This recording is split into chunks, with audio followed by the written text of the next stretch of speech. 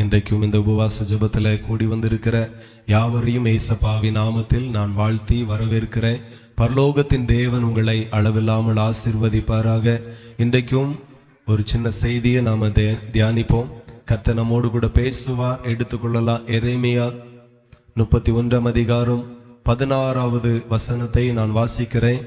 ஆண்டவருடைய வார்த்தை சொல்லுகிறது, நீ அழாதபடிக்கு உன் சத்தத்தை அடக்கி நீ கண்ணீர் விடாதபடிக்கு உன் கண்களை காத்துக்கொள் என்று கர்த்தர் சொல்லுகிறார். ஹல்லேலூயா, தேவனுக்கு மகிமை உண்டாகட்டும். ஆண்டவருடைய சமூகத்தில் ஜெபிக்கும் போது கர்த்தர் பேசினார் ஒரு வார்த்தை. அதையே நான் தலைப்பாகவும் உங்களுக்கு அறிவிக்க விரும்புகிறேன். ஆண்டவர் சொல்லுகிறார், தேவன் படைத்த பூமியில் யாரும் அழுது கொண்டு இருக்கிறதை அவர் ஒரு நாளும் விரும்புகிறது இல்லையாம். எத்தனை பேருக்கு புரிஞ்சுது? இது தேவன் படைத்த பூமி, இது தேவன் படைத்த பூமி. தேவன் இந்த பூமியில நம்மை படைத்திருக்கிறார். தேவனால நாம சிருஷ்டிக்கப்பட்டிருக்கிறோம். தேவனால நாம சிருஷ்டிக்கப்பட்டிருக்கிறோம். தேவன் நம்மை அவருடைய சாயலாக சிருஷ்டித்தார். அவருடைய ரூபத்தின்படி நம்மை சிருஷ்டித்தார். இப்போ அவரால் சிருஷ்டிக்கப்பட்ட இந்த பூமியில நாம இருக்கும்போது ஒருவரும் அழுது கொண்டு இருக்கிறதை கர்த்தர் விரும்பவில்லை. ஆகையினால கர்த்தர் சொல்லுகிறார், நீ அழாதபடி உன் சத்தத்தை அடக்கி நீ கண்ணீர் விடாதபடி உன் கண்களை காத்துக்கொள் என்று ஆண்டவர் உங்களோடு பேசுகிறார். ஹல்லேலூயா. ஆகையினால பல மனிதர்களுடைய வார்த்தை நமக்கு கண்ணீரை வர வைக்கும். பல சூழ்நிலைகள் நமக்கு கண்ணீரை வர வைக்கும். பல பிரச்சனைகள் நம்மை அழ வைக்கும். பல சூழ்நிலைகள் நம்மை அழ வைக்கும். பல வியாதிகள் நம்மை அழ வைக்கும். ஆனாலும் படைத்தவர் ஒருவர் இருக்கிறார். அவருக்கு முன்பதாக நீங்க சந்திக்கிற பிரச்சனைகள் எல்லாம் ஒன்றுமில்லாமல் போக போகிறது. ஹல்லேலூயா. அப்போ தேவன் நம்மை சிருஷ்டித்திருக்கிறார். தேவன் சிருஷ்டித்த பூமியில நாம வாழுகிறோம். நாம ரட்சிக்கப்பட்டு இருக்கிறோம், அபிஷேகம் பண்ணப்பட்டு இருக்கிறோம், கர்த்தருடைய வாக்குத்தத்தத்தை நாம பெற்றிருக்கிறோம். இந்த அனுபவத்துக்குள்ளெல்லாம் வந்த பிறகும் நீங்க இந்த பூமியில், அவரால் சிருஷ்டிக்கப்பட்ட பூமியில் நீங்கள் அழுது கொண்டிருக்கிறதை கர்த்தர் விரும்பவில்லை. ஆகையினால நான் கண்ணீர் வடிக்கிறதை காட்டிலும் நான் சந்தோஷமாக இருக்கிறதை அவர் விரும்புகிறார். நான் பயந்து கொண்டு இருக்கிறதை காட்டிலும் நான் தைரியமாக இருக்கிறதை அவர் விரும்புகிறார். எத்தனை பேருக்கு புரியுது? ஹல்லேலூயா. நீங்க சந்தோஷமா இருக்கணுமா? நீங்க தைரியமா இருக்கணுமா? ஆகையினால ஆண்டவர் பல இடங்களில் சொல்லுகிறார், பயப்படாதே, நான் உன்னை மீட்டு கொண்டேன். பயப்படாதே, நான் உன்னுடனே இருக்கிறேன். கலங்காதே, திகையாதே, நான் உன் தேவன். இப்படி எல்லாம் ஆண்டவர் ஏன் சொல்லுகிறார் அப்படின்னா, அவர் படைத்த பூமியில் அவரால் மீட்கப்பட்ட ஜனம் ஒரு நாளும் கண்ணீர் வடித்து கொண்டு இருக்கக்கூடாது, அழுது கொண்டு இருக்கக்கூடாது, பயந்து கொண்டு இருக்கக்கூடாது. நீங்க அழுகிறதை காட்டிலும் சந்தோஷமா இருக்கிறதை அவர் விரும்புகிறார். நீங்க கண்ணீர் வடிக்கிறதை காட்டிலும் மனமகிழ்ச்சியா இருக்கிறதை கர்த்தர் விரும்புகிறார்.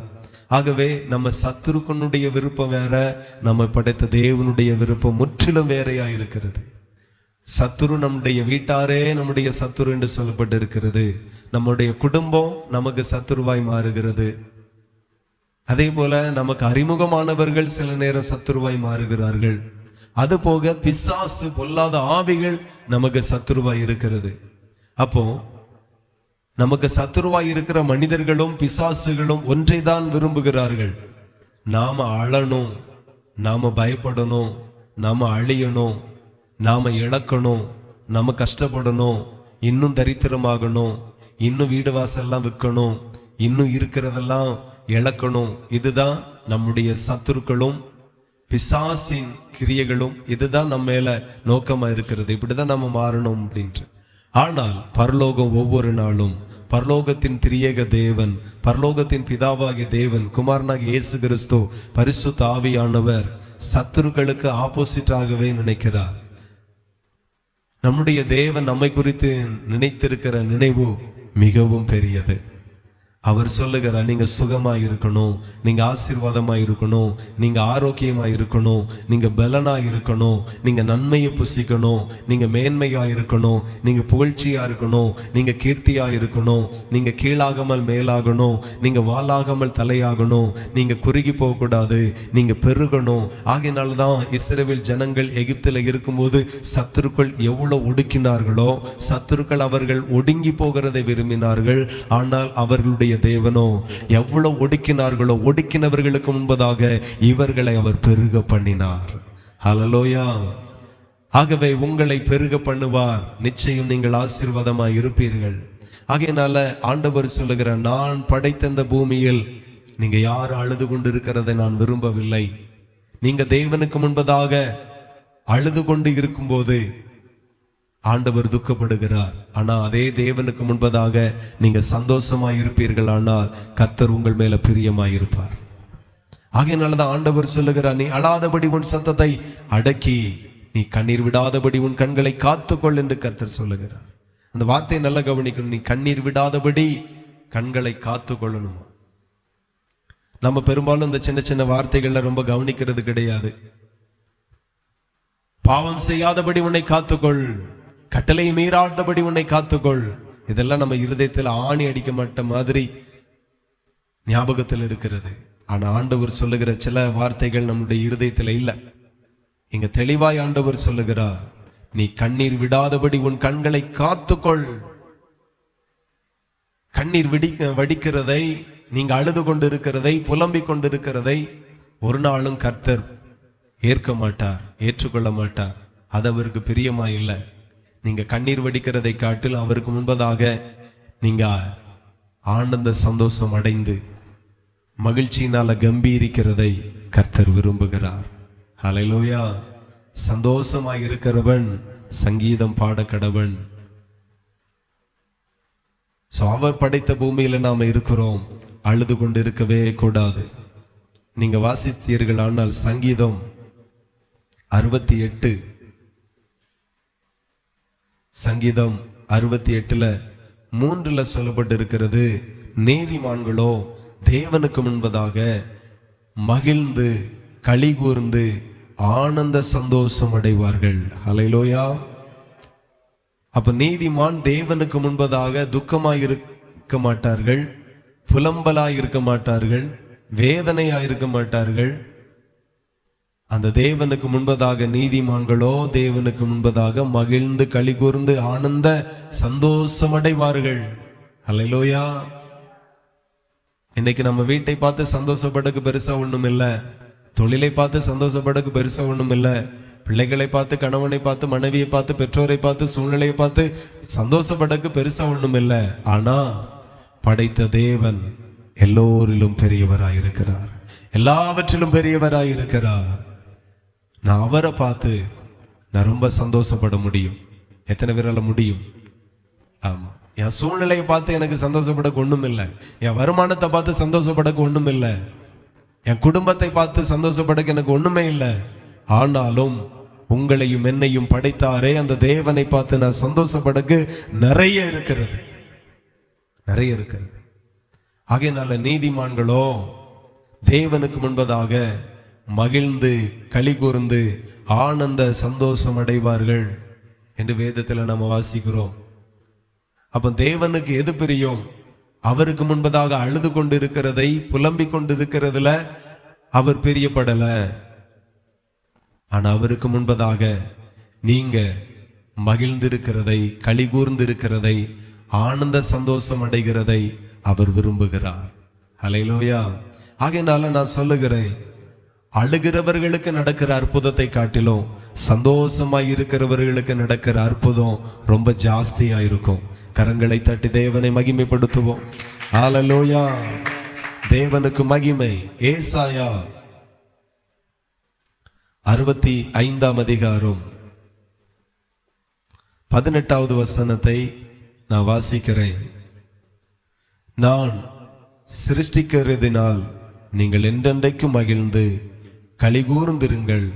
இதோ எருசலேமை களிகூறுதலாகவும் அதன் ஜனத்தை மகிழ்ச்சியாகவும் சிருஷ்டிக்கிறேன். ஹல்லேலூயா. தேவனுக்கு மகிமை. ஆண்டவருடைய வார்த்தை நல்லா கூர்ந்து கவனிங்க. நான் சிருஷ்டிக்கிறதினால் நீங்கள் என்றென்றைக்கும் மகிழ்ந்து, அவர் சிருஷ்டித்திருக்கிறார், இதுல நீங்க என்றென்றைக்கும் மகிழ்ந்து இருக்கணும்.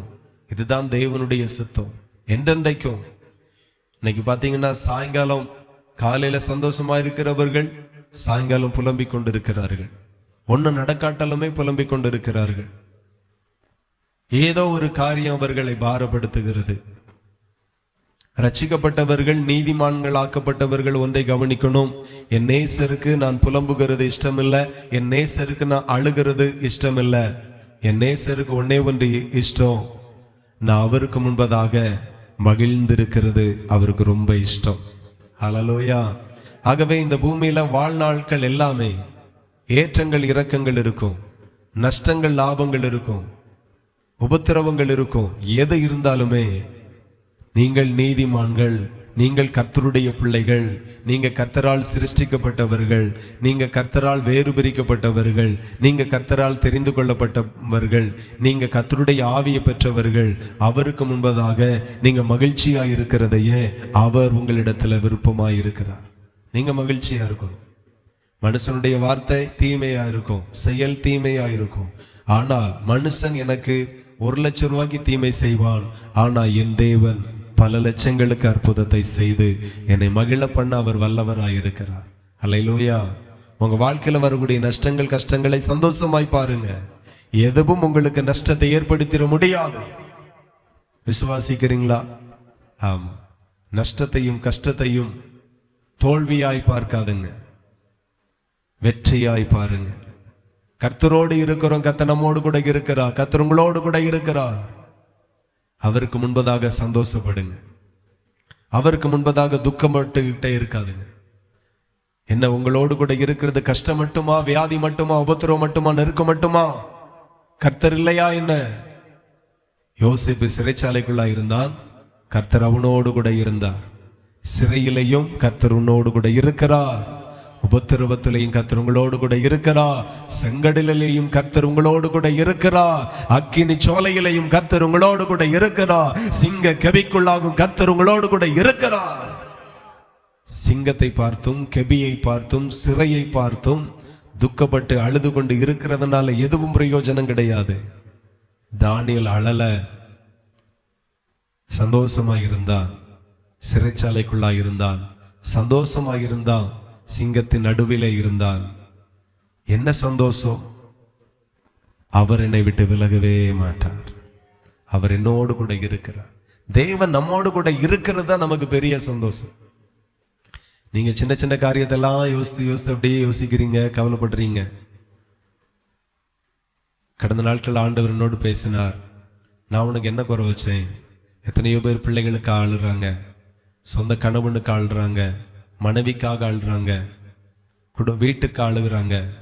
ஆனா உங்களை எத்தனையோ பேரை குடும்பத்துல சந்தோஷமா நான் வச்சிருக்கிறேன் அப்படின்னார். ஹல்லேலூயா. ஆமா, இன்னைக்கு எத்தனையோ பேர் தன்னுடைய கணவனுக்காக, ஐசியில இருக்கிற கணவனுக்காக, மருத்துவமனையில இருக்கிற கணவனுக்காக, வியாதிப்பட்டு இருக்கிற மனைவிக்காக இன்றைக்கும் கண்ணீர் வடித்து பிழைப்பாங்களா, பிழைக்க மாட்டாங்களா?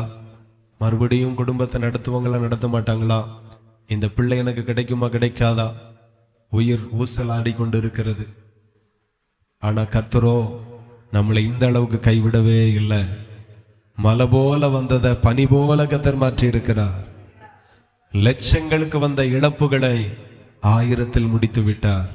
இது தேவனுடைய பெரிய கிருபை. உயிருக்கு வந்த சேதங்கள் தலைவரைக்கும் வந்தது, தலப்பாயோடு போனது.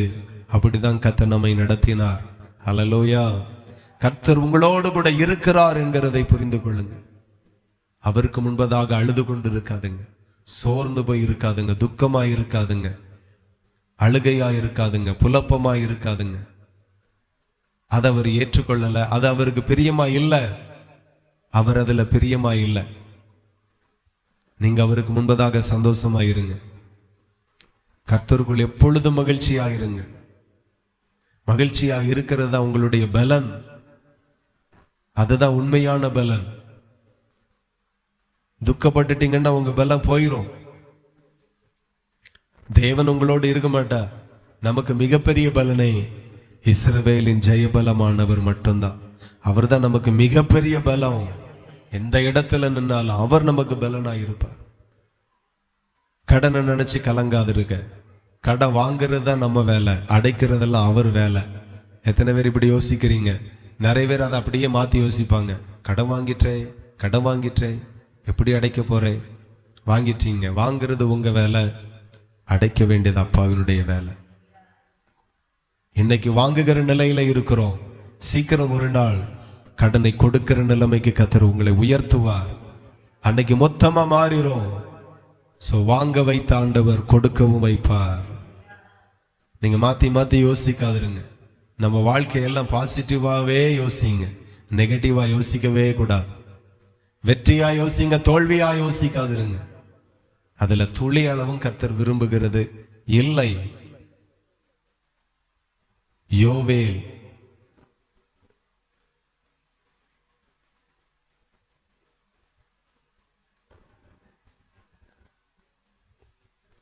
யோவேல் 2ஆம் அதிகாரம் 21வது வசனம்.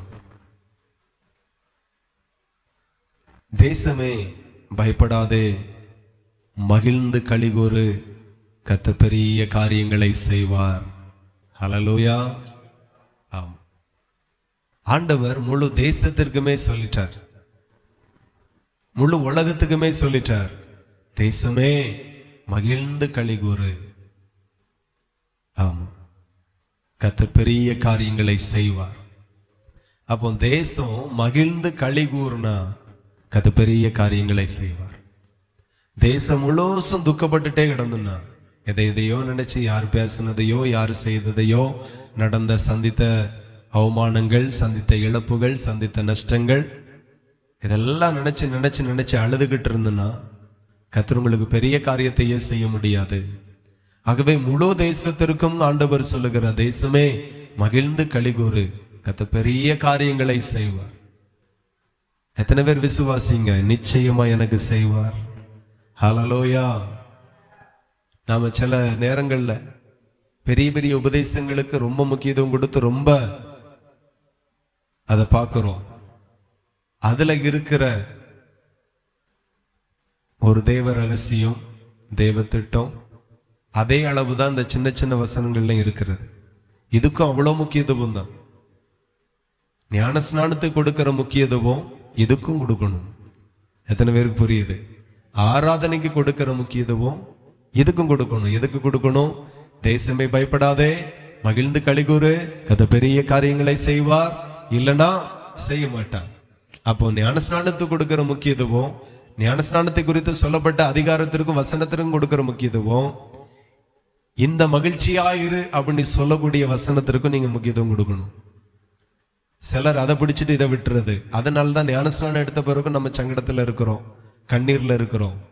ஏன்னா நமக்கு எந்த வசனம் தெரிகிறதோ அப்படிதான் நம்ம வாழ்க்கையும் இருக்கும்.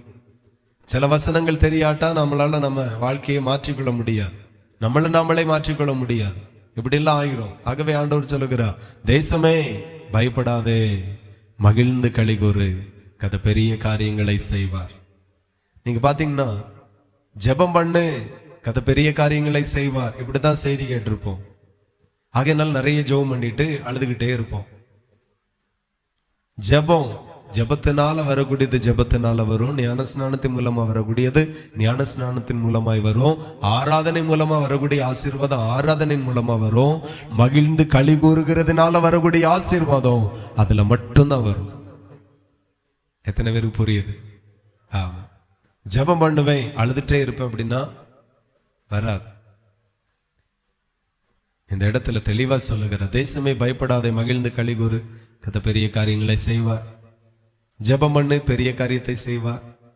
விசுவாசி, பெரிய காரியத்தை செய்வார். விசுவாசத்திற்குரிய பிரமாணம் வேற, இது வேற பிரமாணம், அது வேற உபதேசம், இது வேற உபதேசம். இவைகளையும் செய்யுங்க, அவைகளையும் விடாதிருங்க. அது ரொம்ப முக்கியம். சில ஆட்கள் இந்த வசனத்தை மட்டும் வச்சுட்டு அப்ப சிரிச்சுட்டே இருந்தா போதும், சந்தோஷமா இருந்துட்டே போதும், ஜெபம் பண்ணாண்டாம், துதிக்காண்டாம், அபிஷேகத்துல நிரம்பாண்டாம், அப்படி போயிருவாங்க. அவைகளையும் செய்யுங்க, இவைகளையும் விடாதிருங்க. அது ரொம்ப நல்லது. அப்ப சந்தோஷம், மனமகிழ்ச்சி, களி கூறுதல் அவ்வளவு முக்கியம். துக்கமாகவே இருக்காதிருங்க. சூழ்நிலை பார்த்து துக்கப்பட்டாலும் ஆண்டவரை பார்த்து அடுத்த நொடியை சந்தோஷப்படுங்க. எவ்வளோ பெரிய தேவன் நம்மோடு கூட இருக்கிறார். ஹல்லேலூயா. அசாத்தியமானவர், சாத்தியமில்லாததை சாத்தியப்படுத்துகிறவர், முடியாததை முடிய பண்ணுகிறவர். அவ்வளோ பெரிய தேவன் நம்மோடு கூட இருக்கிறார். எந்த இடத்திலையும் நீங்க கைவிடப்படவே மாட்டீர்கள். கர்த்தர் உங்களை கடைசி மூச்சு பரியந்தம் கரம் பிடித்து நடத்துவார், நிச்சயம் நடத்துவார். நீங்கள் அந்த மகிமையை காண்பீர்கள். கர்த்தருடைய நாமத்திற்கு மகிமை உண்டாகட்டும். அதே போல பாத்தீங்கன்னா, அதே யோவேல் 2ஆம் அதிகாரம் 23 நீங்க வாசித்தீர்கள். ஆனால் சீயோன் குமாரரே, உங்கள் தேவனாகிய கர்த்தருக்குள் மகிழ்ந்து களி கூறுங்கள். அவர் தக்கபடி உங்களுக்கு முன்மாரியை கொடுத்து உங்களுக்கு முன்மாரியையும் பின்மாரியும் ஏற்கனவே வரிசிக்க பண்ணுவார். அல்லேலூயா. என்ன புரிஞ்சுன்னு தெரியல எனக்கு. ஆனா புரியாட்டாலும் புரிஞ்ச மாதிரியே வாசிப்பீங்க. இதுல பாருங்க, ஆண்டவர் சொல்ற, சீயோன் குமாரரே, அதுவும் ரட்சிக்கப்பட்டவர்களை குறிக்கிறது. உங்கள் தேவனாகிய கர்த்தருக்குள் மகிழ்ந்து களி கூறுங்கள். அவர் தக்கபடி உங்களுக்கு முன்மாரியை கொடுப்பார். எதுக்கு தக்கபடி கொடுப்பாராம்? நம்ம சில நேரம் துன்மார்க்கனை பார்த்து, நல்ல ஆடு ஒரு நாள் உனக்கு வசமா கிடைக்கும், ஒரு நாள் நல்லா அனுபவிப்பா அப்படின்னு சொல்றோம்ல.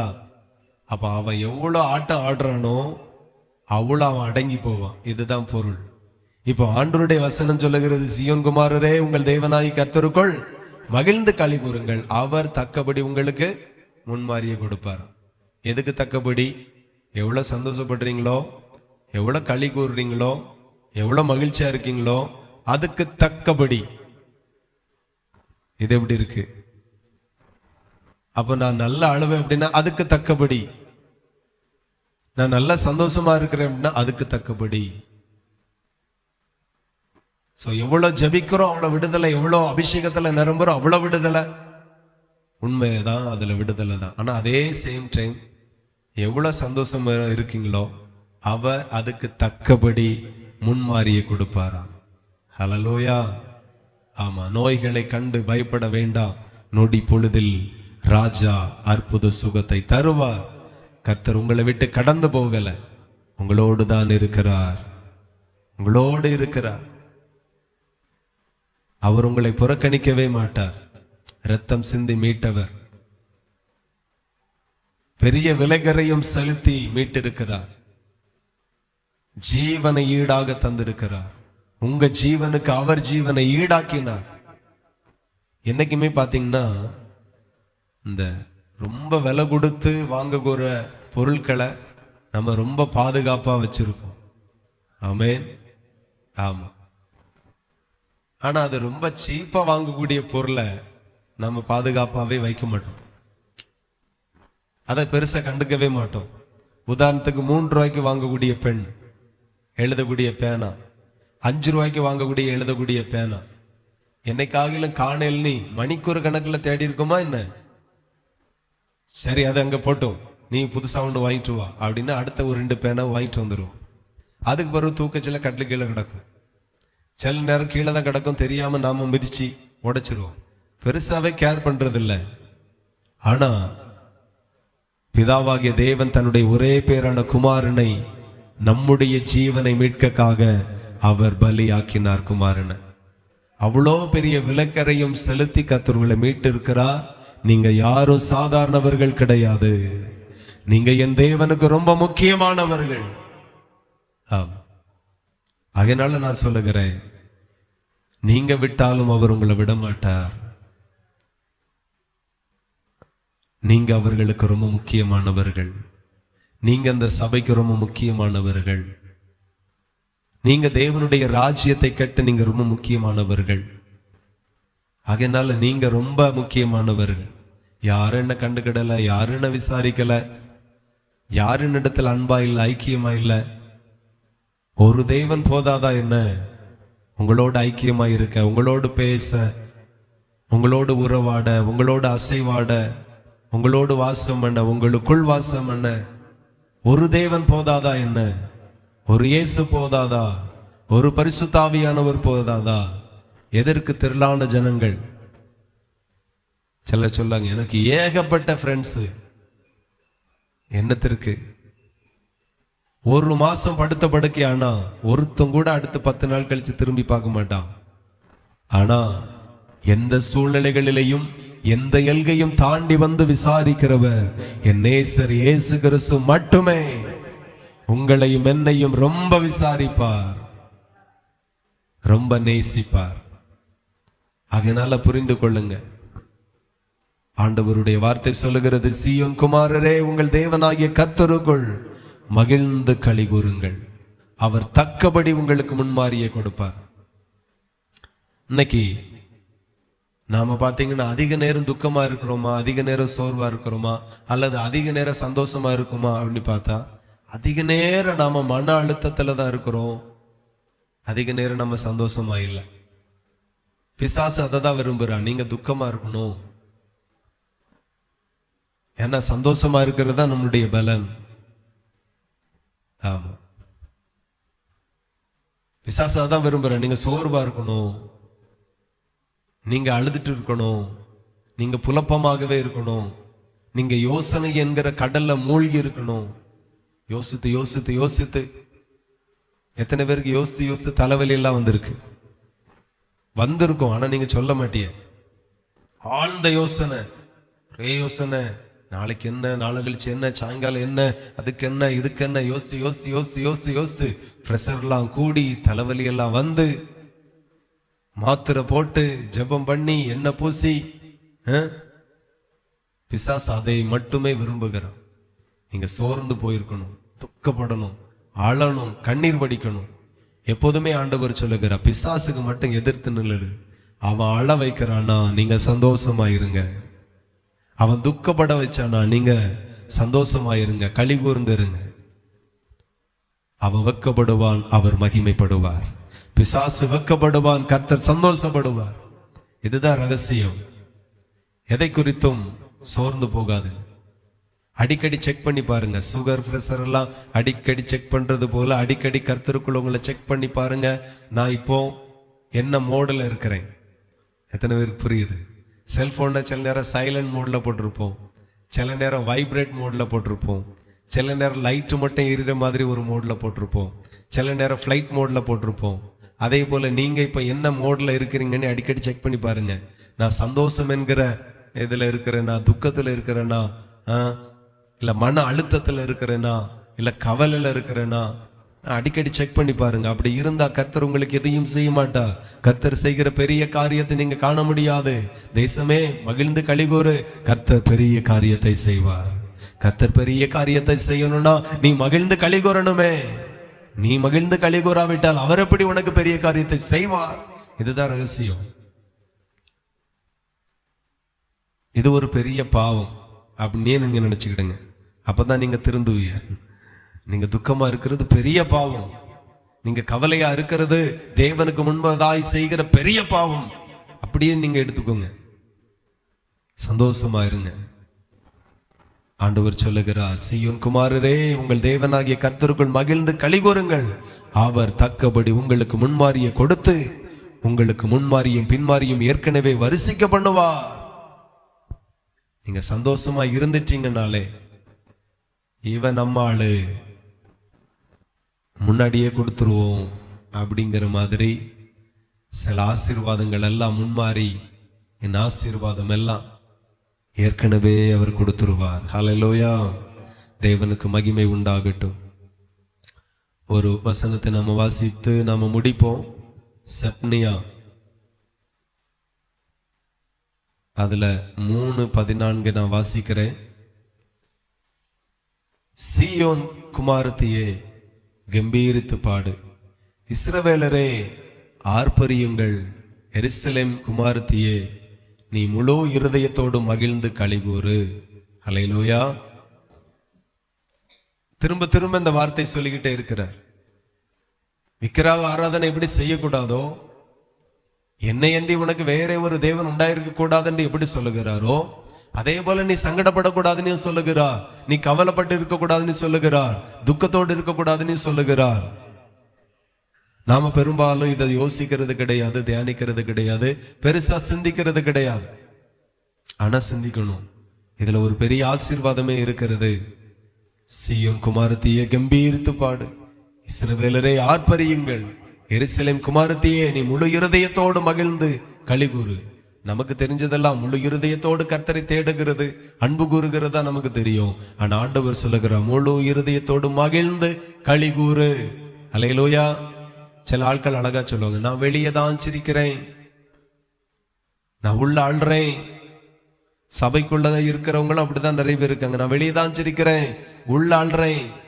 உங்களெல்லாம் முதல்ல உள்ள வச்சுக்கிட்டு இருக்கிறதே தப்பு, அப்படிதானே? ஆமா. என்னத்துக்கு? இதெல்லாம் விசுவாசிகளுக்கு தகுதியே கிடையாது.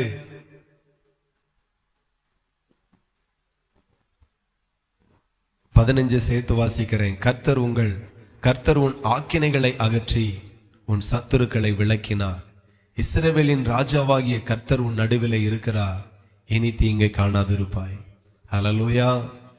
நீங்க கம்பீரித்து பாடுங்க, ஆர்ப்பரியுங்க, முழு இருதயத்தோடு மகிழ்ந்து களிகூறுங்க, இனி தீங்கை காண மாட்டீர்கள். அல்லேலூயா. இனி தீங்கை காணாதிருப்பாய். அப்படியே ஜெபித்து நாம் இந்த செய்தியை நிறைவு செய்வோம். கர்த்தர் நம்மோடு கூட இருப்பாராக. அன்புள்ள தகப்பனே, நல்ல பிதாவே, இந்த வார்த்தைக்கு எங்களை அர்ப்பணிக்கிறோம், இந்த வசனத்திற்கு எங்களை ஒப்பு கொடுக்கிறோம். இவ்வளவு நாளும் பாரப்பட்டு துக்கப்பட்டு வேதனைப்பட்டு மன அழுத்தத்துல புலம்பிக் கொண்டே இருந்தோம். இதுல பாவம் என்ன, தவறு என்னன்னு நினைச்சோம். ஆனா இது தேவனுக்கு பிரியமில்லை என்கிறதை இப்பொழுது எங்களுக்கு உணர்த்தினீர். ஆகவே சூழ்நிலையை பார்த்து நாங்க ஒரு நாள் இனி கண்கலங்கி துக்கப்பட்டு வேதனைப்பட்டு வாழ மாட்டோம். எங்களோடு இருக்கிறவர் பெரியவர்.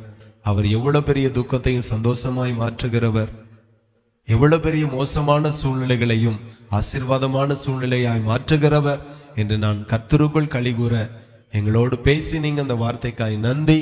இந்த வார்த்தையை கேட்ட நாங்கள் இந்த வார்த்தையில 100 மடங்கு பலன் கொடுக்க எங்களுக்கு உதவி செய்யுங்க. அர்ப்பணிக்கிறோம்.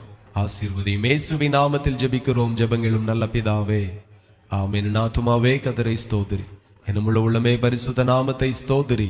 என் ஆத்துமாவே கர்த்தரை ஸ்தோத்திரி. கர்த்தர் செய்த சகல உபகாரங்களை மறவாதே. ஆமென், ஆமென். ஹல்லேலூயா. கர்த்தர் உங்களை ஆசீர்வதிப்பார். God bless you. Praise the Lord. ஸ்தோத்திரம், ஸ்தோத்திரம்.